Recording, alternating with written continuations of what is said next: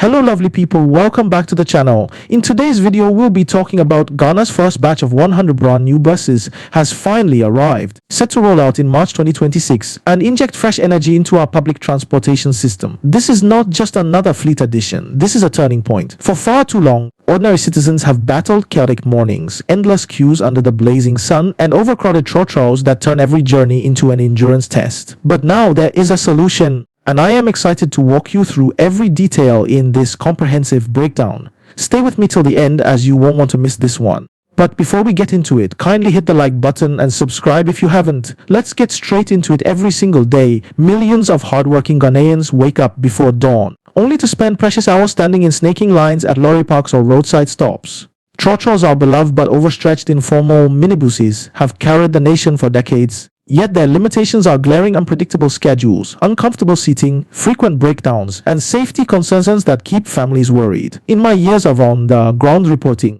teachers arriving late to class, nurses missing shifts, and market women losing income because a single trip can eat up half the morning. Traffic congestion in our major cities has grown worse. Private car ownership is rising among those who can afford it, and the pressure on our roads keeps mounting. These are not abstract statistics. These are lived experiences that affect productivity, health, and quality of life. That is why, when the government announced this intervention, and this is recognized as the kind of decisive action Ghana desperately needs right now. In a recent interview that sent ripples of hope across the country, the Deputy Minister of Transport and Member of Parliament for Jomoro Hon, Dorcas Afo Toffee, delivered news that many had been praying for. She confirmed that the first 100 modern buses will touch Ghanaian soil in March 2026, forming the vanguard of a much larger plan to inject over 300 new vehicles into the Metro Mass Transit fleet before the year ends. This timeline is brilliant because it aligns perfectly with the upcoming Easter season, one of the busiest travel periods when families move between regions and demand for reliable transport skyrockets. The Deputy Minister's message was crystal clear. The government is not sitting idle while citizens struggle. They have rolled up their sleeves and taken concrete steps to ease the burden on the masses. This is leadership that listens and then acts, and is seen as a refreshing demonstration of commitment to the ordinary Ghanaian. One aspect that truly stands out in this story, and which I consider a brilliant strategic masterstroke, is the proactive sourcing effort. Officials traveled to Egypt, India, and Dubai to carefully select and procure these buses, ensuring they meet international standards while remaining affordable for our local context. In my analysis, this international outreach reflects a mature approach. Instead of settling for whatever is immediately available, Ghana is shopping globally to bring home the best possible solutions tailored to our unique needs. These are not run-off-the-mill vehicles. They are purpose-built 29-seater mini buses designed to handle our roads, our climate, and our high passenger volumes with comfort and efficiency. By timing their arrival just before Easter, the authorities are giving commuters a much-needed upgrade exactly when the pressure on the system is highest. I have no doubt that passengers stepping onto these new buses for the first time will feel the difference immediately. Now let us talk about what makes these buses truly special, because this is where the story becomes genuinely exciting. It can be described as smartphones on wheels. Each bus comes equipped with onboard phone charging ports so that no passenger ever has to worry about a dead battery during long journeys.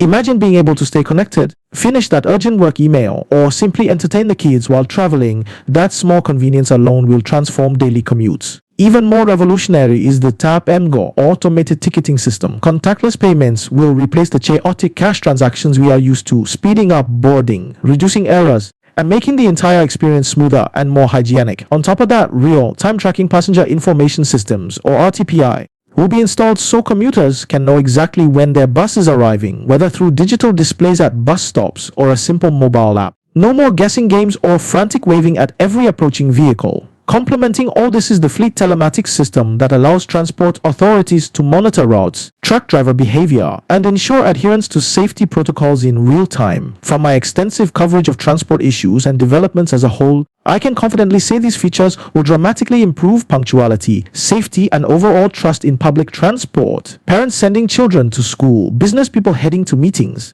and elderly citizens visiting family will all benefit from a system that finally feels modern, reliable, and respectful of their time. Of course, we must address the elephant in the room: past experiences where new buses sometimes deteriorated faster than expected. I have reported on those challenges myself, and this time government's transparency in tackling them head-on. The brilliant plan outlined by the Deputy Minister includes a comprehensive 12-month maintenance agreement where the manufacturers and investors themselves will oversee servicing and repairs. This hands-on involvement in the critical early period is exactly the safeguard we need. Furthermore, Metro Mass Transit workshops nationwide will be fully stocked with genuine spare parts, ensuring quick turnaround times for any technical issues. Local engineers and technicians will receive intensive, hands-on training during the same period so that, by the end of the first year, Ghanaian experts are fully equipped to take complete ownership of maintenance. This capacity-building approach is not just smart policy, it is nation-building in action. We are not only importing buses, we are importing knowledge and skills that will strengthen our own industrial base for decades to come. Another layer that fills Ghanaians with optimism is the fruitful engagement with private sector partners.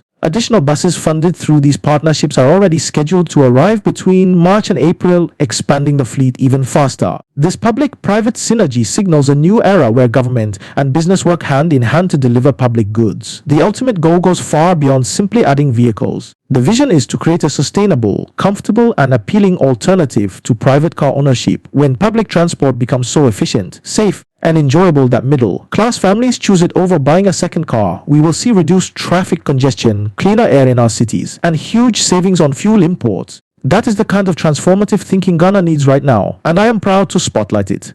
When Hon. Dorcas Afo Toffee speaks about the government's resetting agenda for the transport sector, I hear a comprehensive roadmap for long-term excellence. This is not a one-off delivery of 100 buses. It is the beginning of a systematic overhaul that will modernize roads, integrate technology, empower local talent, and restore dignity to public mobility. When executed with the discipline now being demonstrated, such programs deliver results that last for generations. Citizens will move faster, businesses will operate more efficiently, tourism will receive a boost, and the informal transport sector itself may evolve into more structured, complementary roles. The ripple effects will touch every corner of our economy and society. Ghanaian watching or listening must echo the Deputy Minister's heartfelt call for patience and support. Change on this scale takes time to roll out fully, but the foundation is solid and the direction is right. Let us give this initiative the collective backing it deserves, report issues constructively, and use the new system responsibly, and celebrate every small victory along the way. March 2026 will be remembered as the month when Ghana's public transportation turned a decisive corner. These 100 buses are more than metal and rubber. They represent hope, progress, and a government that is actively resetting the narrative for ordinary citizens. Thank you so much for staying with me through this detailed breakdown. If you found value in today's video, please hit the like button. Subscribe for more in-depth coverage of Ghana's development stories, and drop a comment telling me which city or route you hope will receive these new buses first. Share this video with friends and family who commute daily. Let us spread the good news together. Thank you, and until next time, be sure to check next video out.